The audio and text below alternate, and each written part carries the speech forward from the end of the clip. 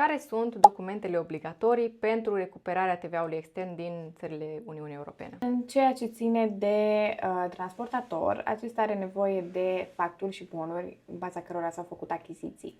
Facturile sunt universal acceptate, însă bonurile sunt și nu sunt, așa că acolo ar trebui un pic de consultanță înainte să vedem cum ar trebui făcute și acelea. Dacă vrei să apelezi la un intermediar, ai nevoie de mai multe documente, aici fiind incluse procuri notariale pentru acordarea dreptului de depunere, diferite împuterniciri pentru țările în care se depun dosarele, iar în cazul în care autoritățile solicită documente justificative, mai pot fi necesare taloanele vehiculelor care au circulat, copiile conforme, dovezi de plată a facturilor. Poți să-mi dai câteva exemple de țări care acceptă și facturi și bonuri sau care acceptă doar facturi? Câteva țări care acceptă doar facturi sau recuperarea doar în baza facturilor sunt Italia, Ungaria și Grecia. Iar în ceea ce privește țările din care se poate recupera TVA atât din bon cât și din factură, aici se numără Bulgaria, Cehia, Slovacia, Slovenia, Austria, Germania, dar fiecare cu condiții proprii. Care ar fi câteva exemple dintre aceste condiții? Neapărat trebuie să apară codul și denumirea societății pe bon.